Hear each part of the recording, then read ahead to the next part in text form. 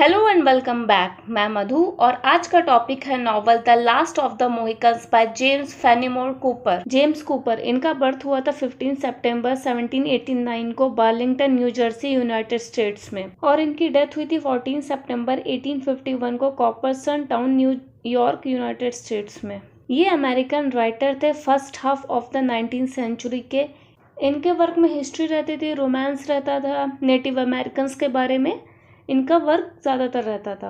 Okay, तो novel start करते हैं, नॉवल के बारे में देखते हैं। द लास्ट ऑफ द मोहिकन्स ये पब्लिश हुई थी 1826 में।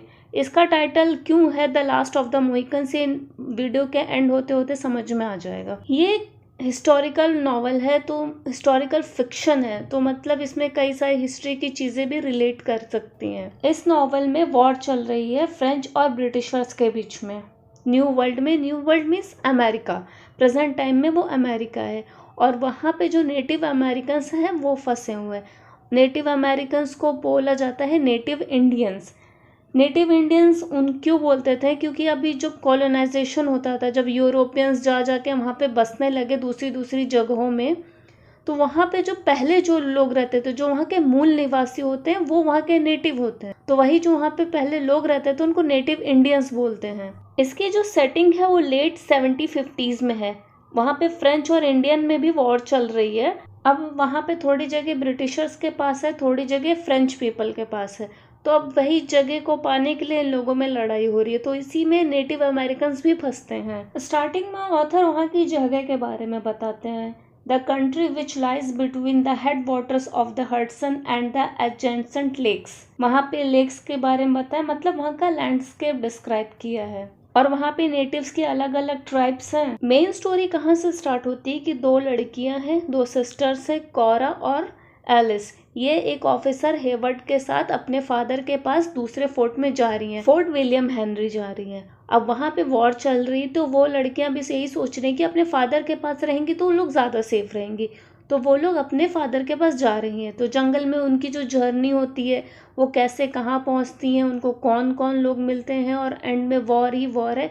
इस पूरी नॉवल में बस यही है कि वॉर है, इधर अटैक उधर अटैक, कई जगह सब अटैक वगैरह ही है। वो नहीं सबको बताया गया है कि कैसे ये लोग लड़ते हैं, कैसे ये लोग अपनी जगह पे पहुंच पाते हैं या नहीं पहुंच पाते, वो स्टोरी में आगे पता चलेगा। मेजर डंकन हेवर्ड ये दो लड़कियों के साथ, कोरा मुनरो और एलिस मुनरो के साथ जर्नी पे है फोर्ट विलियम हेनरी की। कोरा मुनरो की बड़ी बेटी है, वो उसका कॉम्प्लेक्शन डार्क है, मीन्स वो हाफ निग्रो और हाफ वाइट पीपल में है, और उसकी छोटी बेटी एलिस मुनरो है जो उनकी स्कॉटिश सेकंड वाइफ से है। कोरा की वो हाफ सिस्टर है, और इन लोगों के साथ एक इंडियन गाइड है। इंडियन गाइड का क्या नाम है, मगुआ, और यही नॉवल का मेन विलन है। वो कैसे विलन है वो आगे स्टोरी में पता चलता जाएगा, पूरी सुनना इसीलिए स्टोरी। फिर इनको एक अजीब सा आदमी मिलता है इनकी जर्नी में, उसका नाम अभी चलो मैं बता देती हूँ, उसका नाम है डेविड। वो अजीब सा ही आदमी है, वो हर बात पे गाना गाता रहता है, मतलब पूरा एक तरीके से सिंगिंग मास्टर है, बट इन लोगों के लिए काफी लॉयल साबित होगा आगे जाके।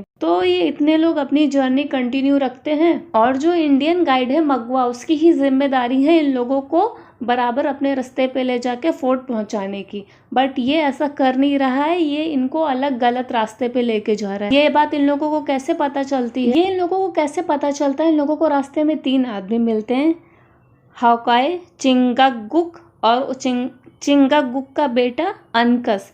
ये मैं पता नहीं प्रोनाउंशिएट बराबर कर रही हूँ कि नहीं कर रही हूँ, इसका मैंने इसीलिए लिस्ट ऐड कर दी कैरेक्टर्स की, पूरे डिटेल के साथ चेक कर लो। हॉकाई ही इन लोगों को बताता है कि ये जो रास्ता ये लोग जा रहे हैं ये इनकी मंजिल तक नहीं लेके जाएगा। ये जो मगवा है, ये जो इनका गाइड है, ये इनको गलत रास्ते पे लेके जा रहा है। ये लोग बताते हैं कि उसको, फिर लोग सोचते हैं कि कैप्चर कर लें, तो जब तक कैप्चर करने की सोचते हैं तब से मगवा भाग जाता है, और इन्हीं लोगों की बातों से पता चलता है जो मगवा है ह्यूरॉन है। ये जो हॉकाई बताता है कि ये जो लोग होते हैं, ये जो ट्राइब होती है, ये थीव्स की और वेगाबॉन्ड्स मतलब आवारों की होती है। अब ये लोग अपनी जर्नी वापस स्टार्ट करते हैं, बट इस बार इनकी जर्नी में कौन कौन है, कोरा, एलिस, डंकन, हॉकाई, अनकस, चिंगकवुक और वो सिंगिंग मैन। इस बार मैं जो हेवर्ड है उसको मैं डंकन बोल रही, क्योंकि हेवर्ड और हॉकाई दोनों के नाम में कंफ्यूजन हो जाएगा, इसलिए मैं हेवर्ड को डंकन बोल रही हूँ, जो उसका फुल नेम से मेजर डंकन हेवर्ड। अभी जंगल का रास्ता है, ये टफ तो बहुत है। ऊपर से इनके अलग अलग ट्राइब के लोग भी जंगलों में छुपे हुए हैं मौके की तलाश में। और ये जो वुमेन्स की सेफ्टी के लिए भी मेजर डंकन को ज्यादा चिंता है कि भाई इनके साथ 2 लड़कियां भी हैं। अंकस दोनों लड़कियों को फेवर करता है, बट वो कोरा को ज्यादा फेवर करता है। रात में ये लोग टेंट वगैरह लगा के रुकते हैं, इन लोगों पे अटैक्स भी होते हैं, इवन वोल्व्स भी आ जाते हैं, बट ये लोग अभी तक तो बच के निकल रहे हैं हर जगह से। एक अटैक होता है, उस अटैक में ये लोग अलग हो जाते हैं। चिंगकवोक, अंकस और हॉकाई ये लोग अलग हो जाते हैं, और डंकन, कोरा, एलिस और डेविड ये लोग अलग हो जाते हैं। और इन चारों को मगवा अपना प्रिजनर बना लेता है।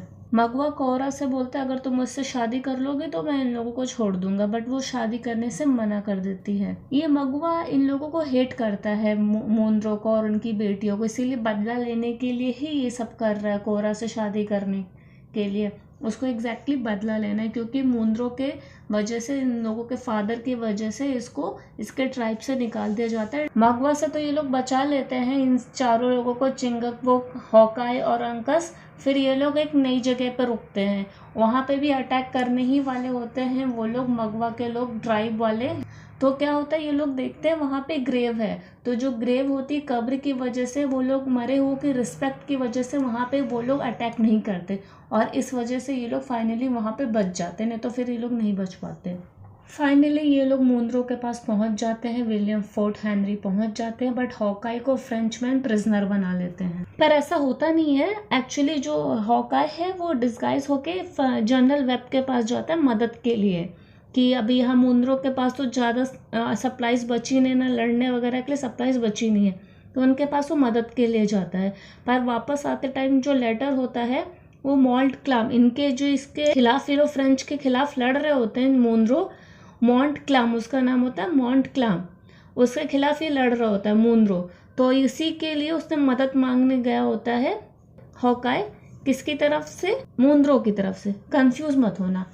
अभी जो हॉकाई है वो मूनरो की मदद करने के लिए ही उसके पास लेटर लेके गया है। जनरल वेब मना कर देता है कि हम नहीं कर सकते, पर जब हॉकाई आ रहा होता है तब उसको मॉन्ट क्लाम अपना प्रिजनर बना लेता है और उससे वो लेटर ले लेता है, और लेटर में कुछ इंपॉर्टेंट इन्फॉर्मेशन होती नहीं, इस वजह से वो हॉकाई को छोड़ देता है, जाने देता है। अब मेजर डंकन गया है मॉन्ट क्लाम के पास बात करने के लिए, पर मॉन्ट क्लाम बोलता है मूनरो को कि मूनरो को बोल दो जाके कि वो सरेंडर कर दे।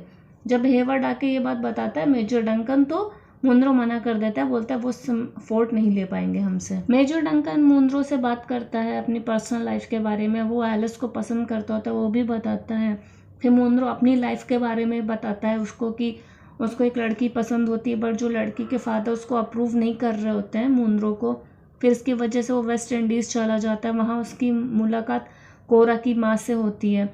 फिर जब कोरा की माँ की डेथ के बाद ये लोग वापस स्कॉटलैंड आ जाते हैं, और जो उसकी गर्लफ्रेंड होती है जो पुरानी एलिस, वो अभी भी उसका इंतज़ार कर रही होती है, तो फिर वो आके एलिस से शादी कर लेता है, और एलिस जो उसकी बेटी का नाम उसकी माँ के नाम पे रखता है, और उसी टाइम उसके बर्थ के टाइम उसकी माँ की डेथ हो जाती है, एलिस की डेथ हो जाती है। फिर मूनरो और मॉन्ट क्लाम में बात होती है, तो ये बात मॉन्ट क्लाम बताते हैं कि जनरल वेब के पास वैसे भी तुम्हारे पास कोई मदद आने वाली नहीं है, तुम्हारे पास बेस्ट ऑप्शन यही है कि तुम सरेंडर कर दो। मॉन्ट क्लाम मूनरो से बोलता है कि तुम सरेंडर कर दो, हम तुम्हारे आदमियों को मारेंगे नहीं, बस फोर्ट पे कब्जा करेंगे, पर तुम्हारे आदमियों को जाने देंगे।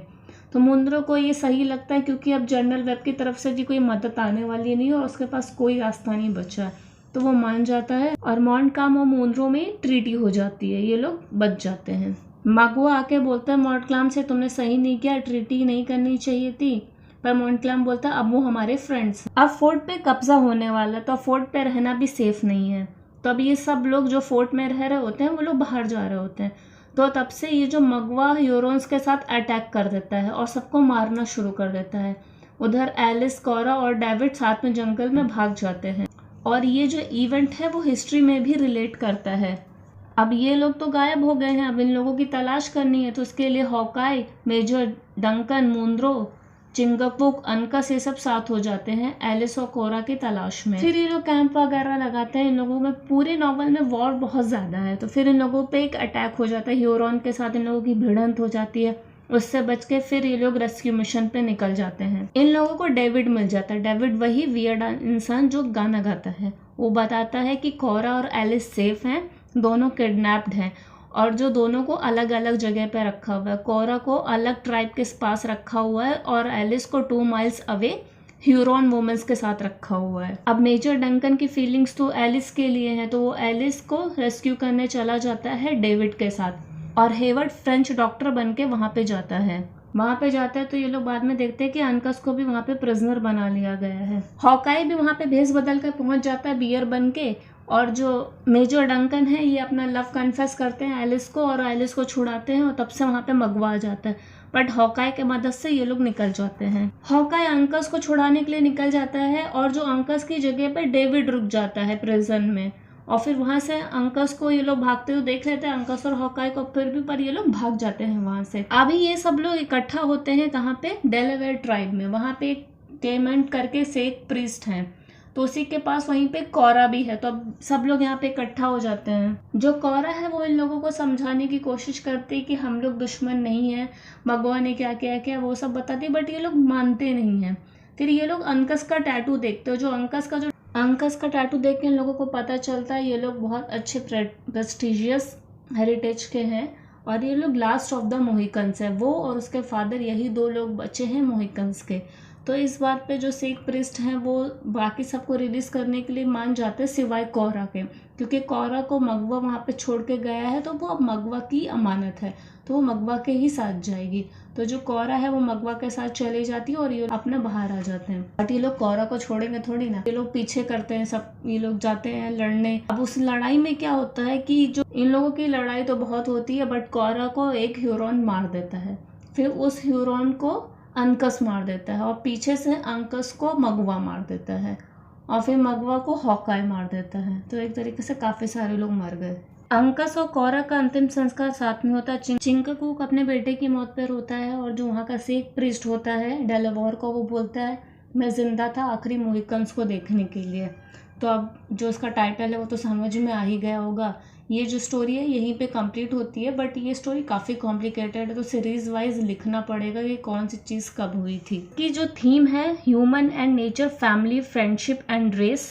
पॉइंट ऑफ व्यू इसका 3rd person point of view है। जॉनर इसका हिस्टोरिकल फिक्शन, हिस्टोरिकल नॉवल है। ओके, तो वीडियो मैं यहीं पे कंप्लीट करती हूँ। Thanks for watching, see you next time, bye bye. जैसा भी लगा कमेंट करके बताओ, लाइक शेयर सब्सक्राइब करो। सी यू नेक्स्ट टाइम।